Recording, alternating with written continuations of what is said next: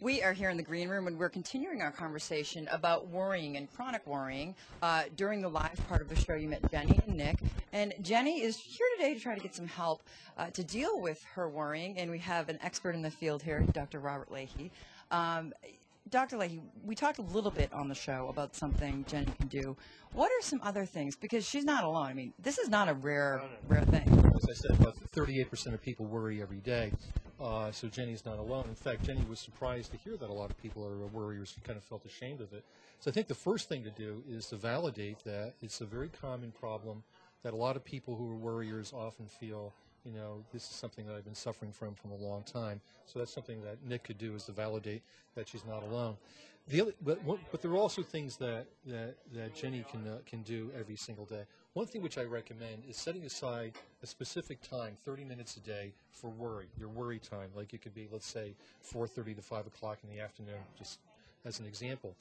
But you say, okay, well, I have a worry at 10 o'clock in the morning or 10 o'clock at night. Write it on a piece of paper, put it off till 4:30 in the afternoon, and sit down and intensely write out your worries.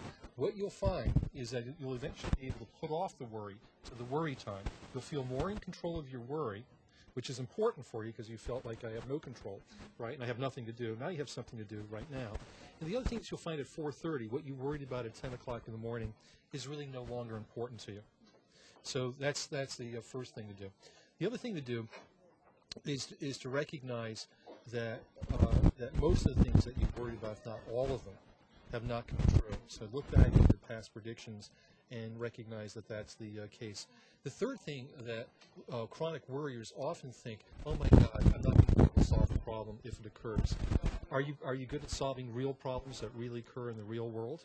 Yes. Right. So if a real problem occurs, if a real bridge comes up, you'll be able to cross the bridge. Worriers, you know, as I said before, 85% of the things that people worry about actually have a positive or neutral outcome. That's what the research shows. But you say, how about the 15% that doesn't have a positive outcome? The research actually shows that 79% of the time, worriers say, gee, I really handled that problem better than I thought I would. So you're probably good at solving real problems, but you're generating 85 problems that never come up. So you're actually, so when the problem comes up, solve it. The other thing that you can do, this is a very valuable technique, is that worriers think, well, wait a second, you know, what if something happens? People think that worry is going to prepare them, they'll be able to solve problems, they won't be surprised. So there is a prudent, realistic part of worry. You know, like, for example, you have to catch a plane later to go back to the West Coast. So the prudent worry would be, do I have my tickets, do I have my car service, do I give myself enough time? Productive worry is something I can do something about today. It's your to-do list today. The to-do list today. What can you do today? You can make sure you have a car service or a cab, pick you up, give yourself enough time, and get to the airport. That's your to-do list. The unproductive worry is, you know, what if the plane, you know, crashes, or, you know, what if the connection in Phoenix is not made in time and we're delayed? What if my bags are lost? That's unproductive what-if worry. You can't do anything about it. So I would say the minute you have a worry, ask yourself, is there any productive to-do list today that I can do? That, you know, and you can do that right now. You can just write out, here's my to-do list.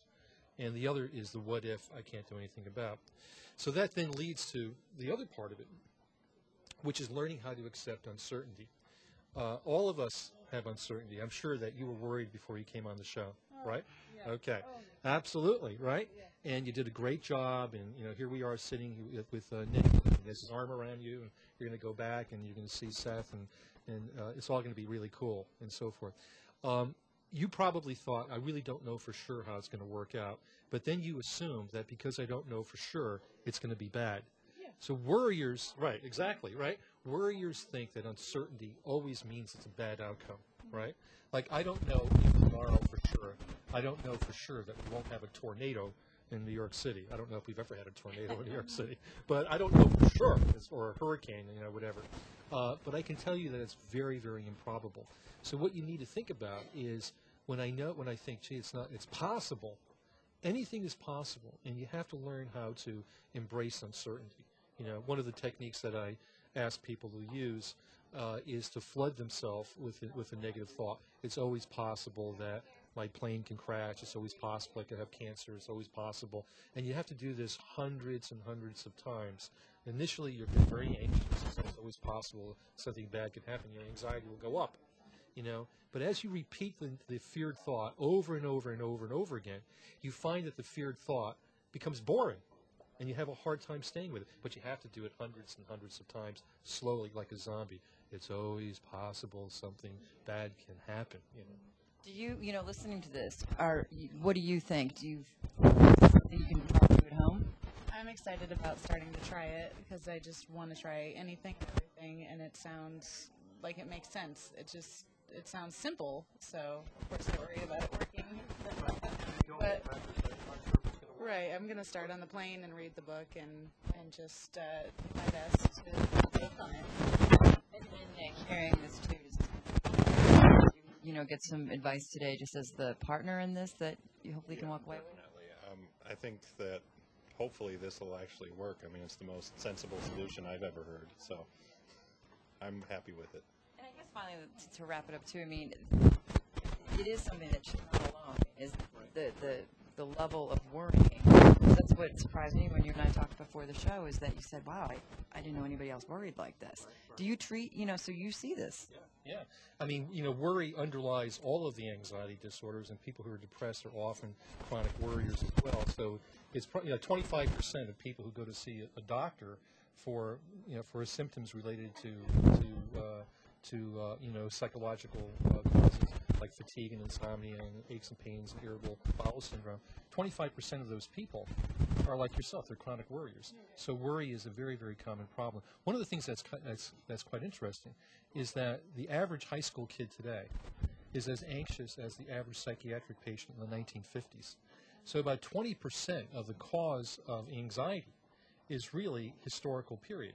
People are much more anxious today. Look at the stock market and volatility, that kind of thing. People don't stay in the same place as they grow up, so they have a lot of uncertainty about where they live. Their jobs are uncertain. Their expectations are unrealistic. Everybody has to be perfect looking and sound perfect and make an enormous amount of money.